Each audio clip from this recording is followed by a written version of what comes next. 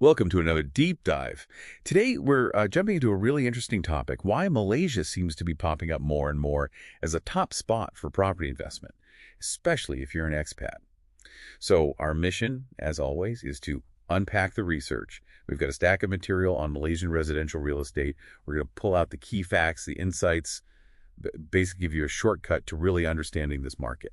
And that context is, I think, really important because Malaysia isn't just, another emerging market. It has this strategic position, some unique advantages that make it pretty compelling for global investors looking for growth, but also stability, maybe a certain lifestyle. Okay, let's unpack that then. What are the specific things, the pillars, that make Malaysia so attractive for investment right now, beyond just a general feeling? Well, fundamentally, the economy is robust. You're looking at the fifth largest in Southeast Asia. It's very export-driven. There's a growing middle class, high labor productivity. These are strong fundamentals. Then this translates into pretty consistent GDP growth. For 2025, projections are sitting between 4.5 and 5.5%. That kind of predictable upward trend gives confidence for long-term assets like real estate. And the market itself is significant. We're talking around, USD 36.76 billion in 2025, with a projected growth, a CAGR, of about 6.64% through to 2033. So solid numbers. And it's not just the current snapshot, is it? The government seems to have this long-term pro-investment stance. You see it in things like the 12th Malaysia Plan, the national investment aspirations. They've even allowed 100% foreign ownership in some key sectors since 2003. That's quite a long track record. How does that help today? Exactly. That commitment shows up in how Malaysia positions itself as a gateway to the bigger ASEAN market, right? That's potentially 4 billion consumers. Plus, it's plugged into global trade. 16 free trade agreements, including the big ones, RCEP, CPTPP. What that means practically is almost zero tariffs on 99% of products within ASEAN. So it's connected, and it's cost competitive for businesses. Okay, here's something I find really interesting for property buyers, specifically this freehold advantage. What does that actually mean if you're looking to buy property there? It's fundamental. It means you own it outright, forever. Freehold ownership is legally enshrined. It's in the National Land Code. It gives you, the buyer, permanent rights. You can hold it indefinitely, pass it down. It's yours. And this is a huge difference compared to, say, other popular spots in Asia. Think about Thailand. Foreigners generally can't own land directly there. You're often looking at maybe a 30-year lease. That's not real ownership. Or there's that strict 49% limit on foreign ownership in condo buildings. Malaysia's freehold offers, just much better security, control, and that long-term appreciation potential. It's a key legal edge. Right, the strategic and legal side makes sense. But let's get down to brass tacks, the money. Does this all add up to decent financial returns for you, the investor? Can you actually make money here? Yes, definitely. The strategy is kind of twofold. You've got potential capital appreciation plus rental income. Historically, if you look at the main hubs, KL, Penang, Johor Bahru property values have shown pretty consistent growth. And the forecasts for 2025 look strong. We're seeing projections of maybe 3% to 7% house price growth. The expectation is a full market recovery by 2026. Okay, and you mentioned rental income. That's crucial for many people to make the numbers work, right? To cover costs. What sort of yields are we talking about in prime city locations? Can they actually cover things like mortgage payments or taxes? In those prime urban spots, you can see gross rental yields hitting around 4.5% to maybe 6.2% annually, which, yes, often can cover your recurring costs. That makes it a pretty attractive cash flow play. And, people talk about the property overhang, basically some unsold units, especially high rises. But actually, that can be an opportunity for buyers right now. It means you might find entry points at more reasonable prices, not overinflated. And at the same time, rental demand is really picking up. KL rents, for instance, went up 5 to nearly 10% in 2024. Interesting. So a bit of a buyer's market on price, but a strong rental market underneath. Exactly. It's a potentially balanced entry, good value on purchase, potential for immediate cash flow from rent, and of course, real estate is generally seen as a decent hedge against inflation too. Okay, numbers aside for a moment, what about the life, the day-to-day for an expat?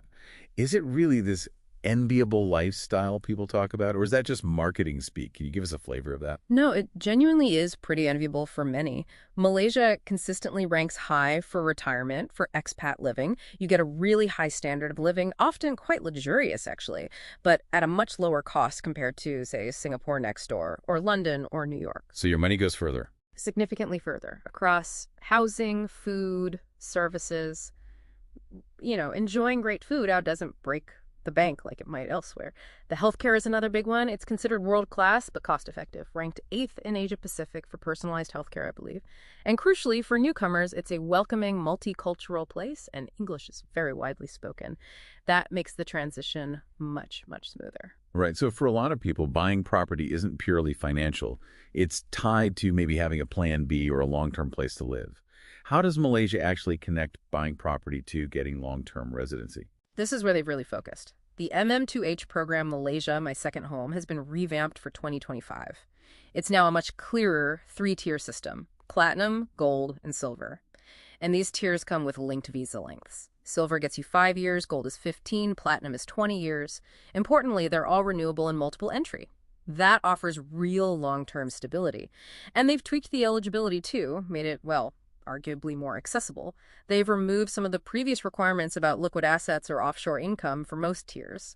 And the minimum age is down to 25 now, or even 21 for a special category. So it's definitely not just for retirees anymore. Okay, so this symbiotic link you mentioned, buying property is now actually required for the main MM2H program. Yes, that's the big change. It's mandatory now. It's clearly a policy decision to funnel that foreign investment directly into the property market. So you're essentially tackling two big goals: residency and property ownership together. The minimum purchase values tie into the tiers: RM 600,000 for silver, RM 1 million for gold, and RM 2 million for platinum. Which aligns with the higher end of the market. Exactly. They're targeting that segment. There's also a 10-year holding period on the property, but you do have flexibility to upgrade if you move up a tier later. What about other financial bits?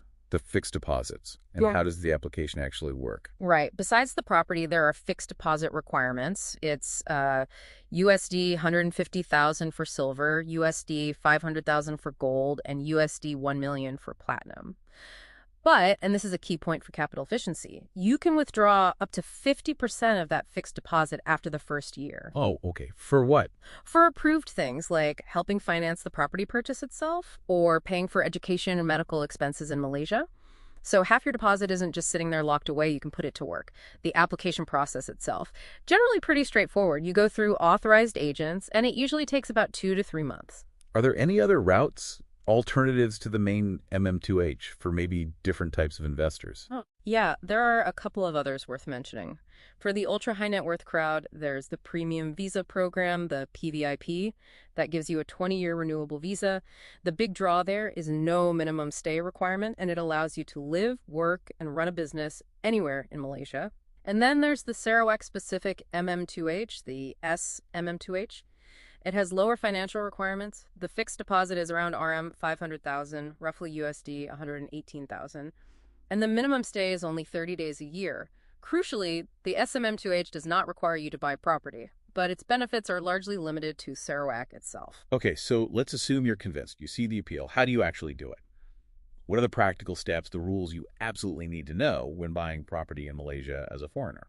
Well, the main framework is the National Land Code, but there are state-level rules too. The first critical thing is knowing what you can't buy. Foreigners are generally prohibited from buying low and medium-cost housing. Also, properties on Malay reserved land or those specifically allocated for Bumi Putera groups, that's indigenous Malaysians, unless they've been officially released onto the open market. Right, so navigating that seems crucial. Absolutely essential, which is why step one really is engaging a reputable local lawyer and a licensed real estate agent right from the start. They'll do the vital checks, title searches, confirming the property is eligible for foreign purchase, mitigating those big risks up front. You also need formal consent from the relevant state authority for any foreign purchase. Your lawyer handles that. I've also heard about these minimum purchase prices varying quite a bit depending on where you buy. How does that work? That's right. It's not just one national minimum. Each state and even areas within states can set their own thresholds for foreign buyers. People often hear RM 1 million, and that's common for places like Kuala Lumpur. But in Selangor, next door, it could be RM 1 million in some zones, RM 2 million in others. Penang might range from, say, RM 400,000 up to RM 1.8 million, depending on the location and type.